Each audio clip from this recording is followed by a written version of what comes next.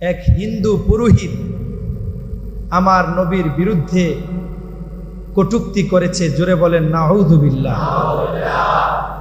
সেই পুরোহিতের শাস্তি দূরের কথা, বর্তমান ভারতের ক্ষমতাসীন মোদী সরকারের একজন উল্লেখযোগ্য মন্ত্রী তিনি পুরোহিতের পক্ষে কথা বলেছেন, যার কারণে গোটা পৃথিবীর 200 কোটি মুসলমানের হৃদয়ে আঘাত এসেছে। আমরা আজকের এই মুহূর্তে মোতাবাররক মুনব্বর জুমা মুবারক থেকে একটি প্রতিবাদের ভাষা বের করতে চাই।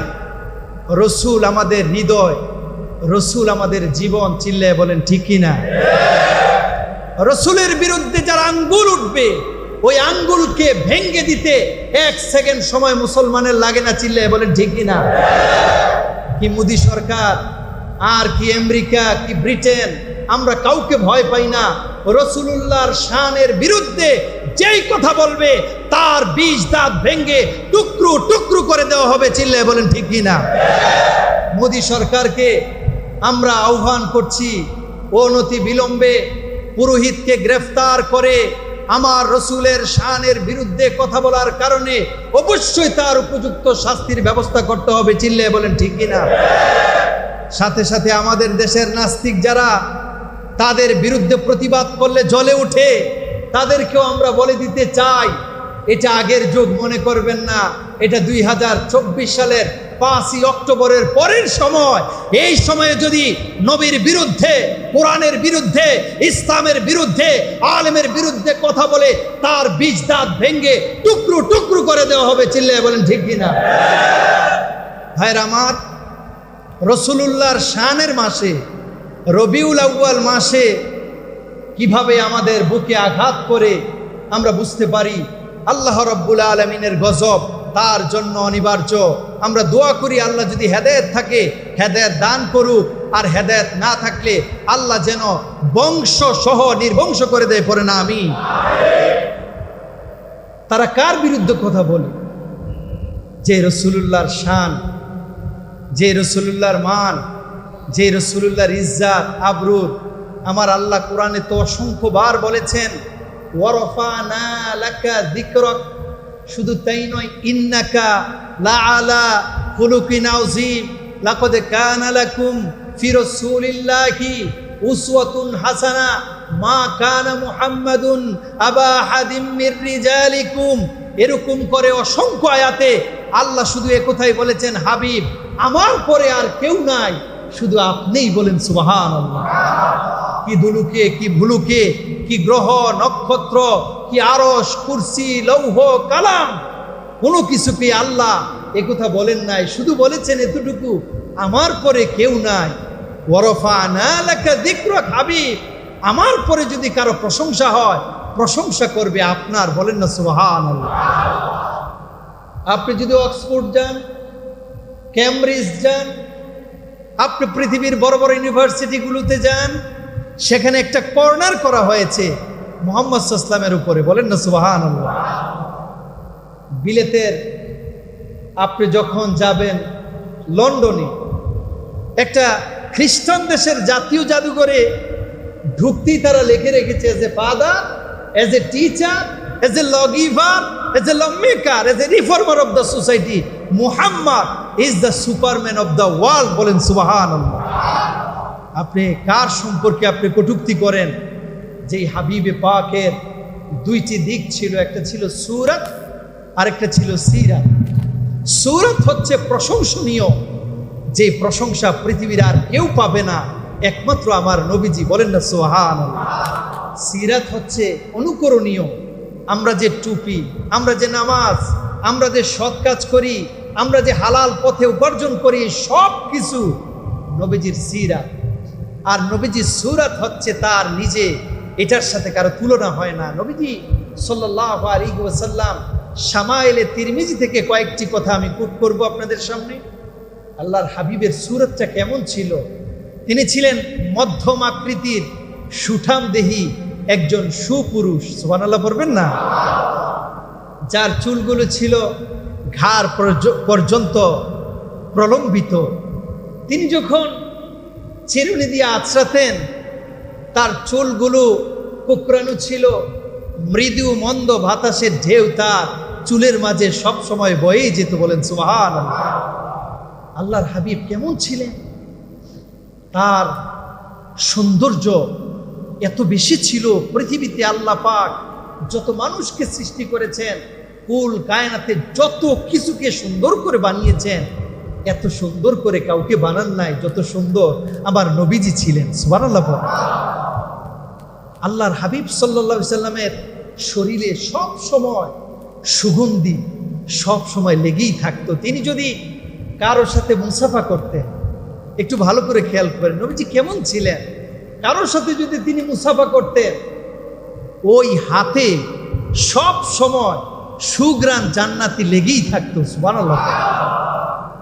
নবীজি যদি কোনো রাস্তা দিয়ে হেঁটে যেতেন, আর কোনো মানুষ যদি মনে করতো আমি যে মুহাম্মদ সাল্লাল্লাহু আলাইহি ওয়াসাল্লামের সাথে দেখা করব, তাহলে তার মানুষকে জিজ্ঞেস করা প্রয়োজন হতো না।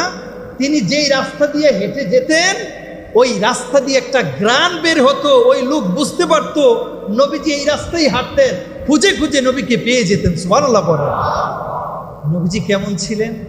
তিনি যখন ছোট্ট বাচ্চার মাথায় হাত রাখতেন, 8-10টা বাচ্চা থেকে ওই বাচ্চাটাকে আলাদা করা যেত। যার মাথায় নবীজির হাত পড়েছে তার মাথা থেকে সুঘ্রাণ বের হতেই থাকতো। বলেন সুবহানাল্লাহ। এটা ছিল নবী হিসেবে তার মুজিজা। আল্লাহ তাকে ওরকম সূরত দিয়ে আল্লাহ পাক পৃথিবীতে প্রেরণ করেছেন।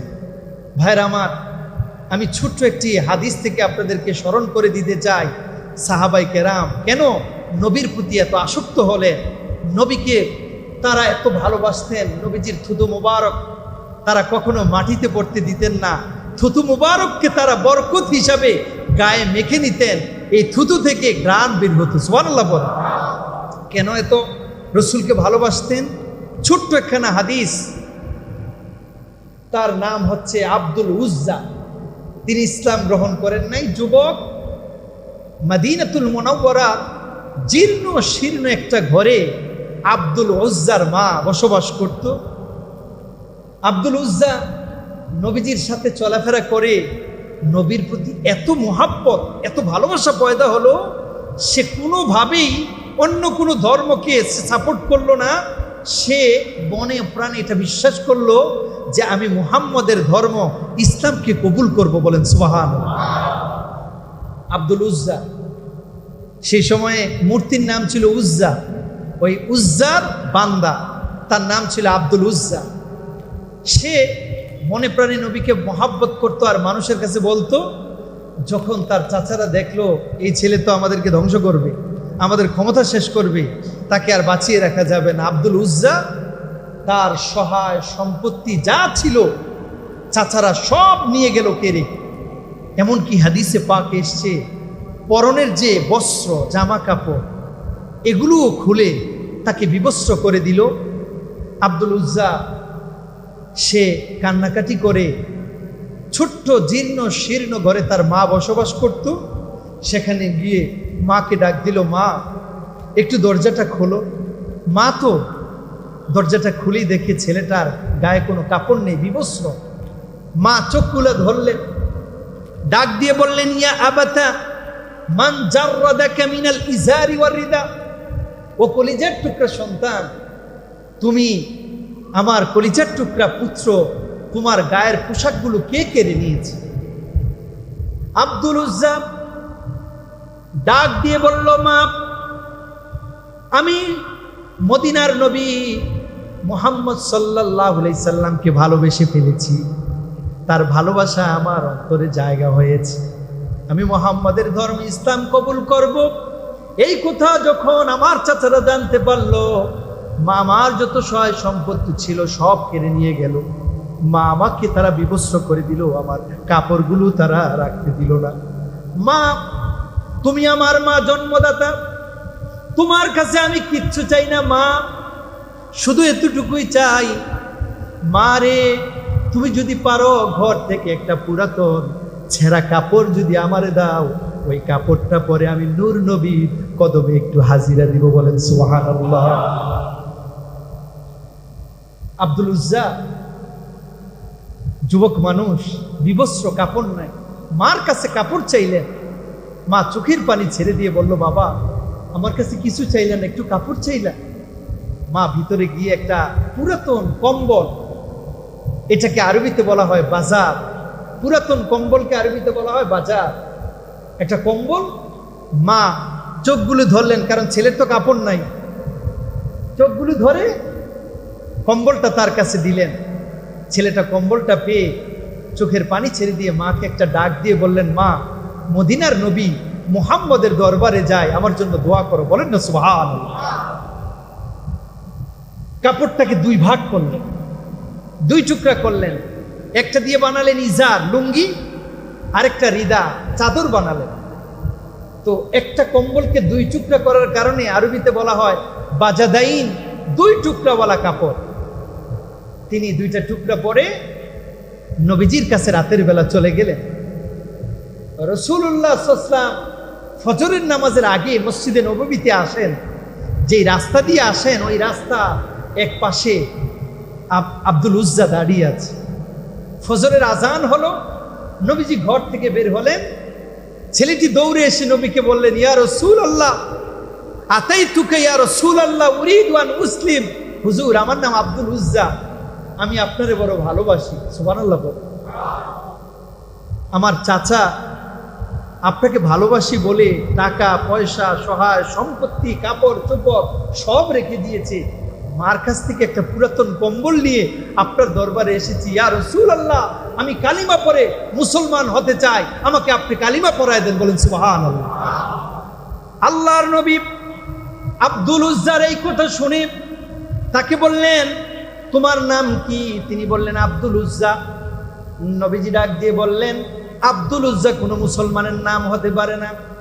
আব্দুল উজ্জা এটা হচ্ছে মূর্তির নাম, সুতরাং আজ থেকে তুমি আব্দুল উজ্জা নয়, বরং তুমি আজ থেকে আব্দুল্লাহ। সুবহানাল্লাহ বলেন।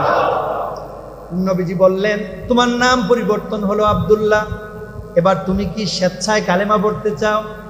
আব্দুল উজ্জা যার নাম ছিল আগে, সে আব্দুল্লাহ ডাক দিয়ে বলল, হুজুর আপনার চলাফেরা, আপনার কথা বলা, আপনার ভাষা, আপনার ব্যবহার আমাকে এমন পাগল করেছে, এই মুহূর্তে আপনি কালিমা পড়ায় দেন। নবীজি বললেন, লা ইলাহা ইল্লাল্লাহু মুহাম্মাদুর রাসূলুল্লাহ সাল্লাল্লাহু আলাইহি ওয়াসাল্লাম।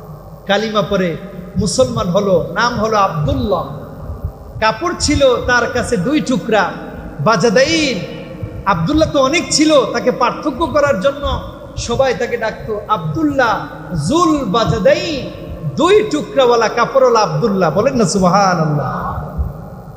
তারপরে সব ছেড়ে দিয়ে চলে আসলেন মসজিদে নববীতে।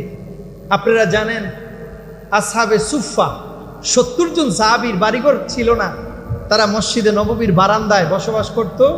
নবীজির কাছে যত খাবার হাদিয়া আসতো নবীজি সব তাদেরকে দিয়ে দিতেন, তারা সব খাইতো আর এলেম চর্চা করতো। বলেন সুবহানাল্লাহ। আব্দুল উজ্জা সেখানে ছিল। আব্দুল্লাহ জুল বাজাদাইন বদরে গেলেন যুদ্ধ করার জন্য, বিজয় হয়ে গেল। উহুদে গেলেন, খন্দকে গেলেন, সব জিহাদে আব্দুল্লাহ জুল বাজাদাইন প্রথম সারিতে। সুবহানাল্লাহ বলেন। নবীজির প্রেমে পাগল। একজনে আরেকজনের প্রেমে পাগল হলে জীবন পর্যন্ত দিয়ে দেয়। আমার ভাইরা রাসূলুল্লাহর প্রেমে পাগল হয়ে জীবন নয় সব ত্যাগ করে সাহাবায়ে কেরাম প্রমাণ করেছেন, পৃথিবীতে ভালোবাসার যদি একটা জায়গা থাকে সেটা হচ্ছে নবীজির কদম। চিল্লায়ে বলেন সুবহানাল্লাহ।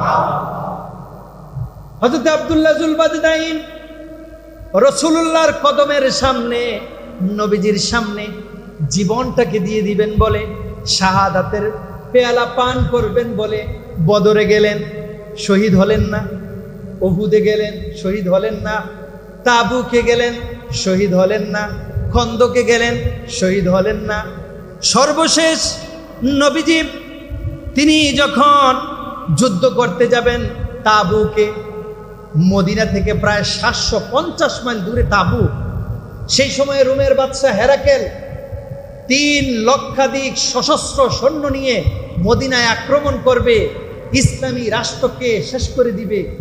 নবীজি খবর পেয়ে 30,000 সাহাবীকে নিয়ে একটা রোড মার্চ করলেন, সুবহানাল্লাহ পরে 750 মাইল হেঁটে তিনি চলে গেলেন তাবুক নামক জায়গায়। হেরাকেল সে টের পেল যে মদিনা থেকে মুহাম্মদ সাল্লাল্লাহু আলাইহি সাল্লাম 30,000 যোদ্ধা নিয়ে আমার বিরুদ্ধে এসেছে, ভয়ে 3 লক্ষ বাহিনী নিয়ে পালিয়ে চলে গেল, সুবহানাল্লাহ পরে। তাবুকে অবস্থান করলেন। এশারের নামাজ হলো। এশারের নামাজ হওয়ার পর আব্দুল্লাহ জুল বাজাদাইন মনের মাঝে তামান্না, রসুলুল্লাহর কদমে শহীদ হয়ে চির জান্নাত পেতে চায়, সুবহানাল্লাহ পড়বেন না?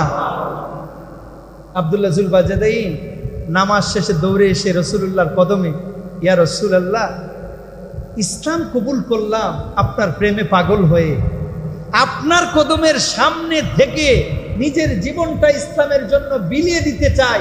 গেলাম বদরে, শহীদ হই নাই। গেলাম উহুদে, শহীদ হই নাই। খন্দকে, সব যুদ্ধে অংশগ্রহণ করলাম, সর্বশেষ তাবুকে আসলাম। ইয়া রাসূলুল্লাহ, আপনার কাছে আমার একটা আরজি, হুজুর আজকে তাবুকে আমি যেন শহীদ হই, এই দোয়াটা একটু আমার জন্য করেন, সুবহানাল্লাহ পড়েন। আল্লাহর হাবিব হাত তুলে আব্দুল্লাহ জুল বাজাদাইনের জন্য দোয়া করলেন, আল্লাহুম্মা ইন্নী উহাররিমু দামাহু আলাল কুফার। মালিক, আব্দুল্লাহ জুল বাজাদাইনের শরীরের রক্ত কাফের মুশরিকদের জন্য আমি নবী হারাম ঘোষণা করলাম, সুবহানাল্লাহ পড়েন। আব্দুল্লাহ জুল বাজাদাইন চোখের পানি ছেড়ে কান্না শুরু করলেন, ইয়া রাসূলুল্লাহ, আমি তো চাইলাম আপনার কাছে একটু দোয়া, যেন আমি শাহাদাতের পেয়ালা পান করতে পারি, আপনি আমার জন্য এটা কি দোয়া করলেন? নবীজি বললেন, আব্দুল্লাহ জুল বাজাদাইন, কাফেরের হাতে শহীদ হওয়াই এটাই শুধু শাহাদাতের মর্যাদা নয়, যদি তোমার জ্বর হয়, পেটের পীড়া হয়, যদি এর মধ্যেও তুমি মরে যাও, তাহলেও তুমি শহীদ, বলেন সুবহানাল্লাহ। চোখের পানি মুছতে মুছতে আব্দুল্লাহ জুল বাজাদাইন তাবুকের সেখানে যেখানে ঘুমাতেন সেখানে চলে আসলেন। হাদিস সাক্ষী, ফজরের নামাজের আগে তাবুকের এই এরিয়াতে প্রচন্ড ঝড় হলো, বৃষ্টি হলো। আব্দুল্লাহ জুল বাজাদাইন বৃষ্টিতে ভিজলেন, শরীরে প্রচন্ড জ্বর এলো। ফজরের নামাজের আগেই জ্বরে আব্দুল্লাহ জুল বাজাদাইন শহীদ হয়ে গেলেন, বলেন সুবহানাল্লাহ। সাহাবায়ে কেরাম আব্দুল্লাহ জুল বাজাদাইনের জন্য কষ্ট পেলেন, কারণ 2টা টুকরা কাপড় নিয়ে আসলেন, বছরের পর বছর কাটাই দিলেন নবীজির প্রেমে। গোসল দেওয়া হলো, কাফনের কাপড় পরানো হবে, যার কাপড় যেটা সেটা দিয়ে দাফন করানো শহীদদের কাজ।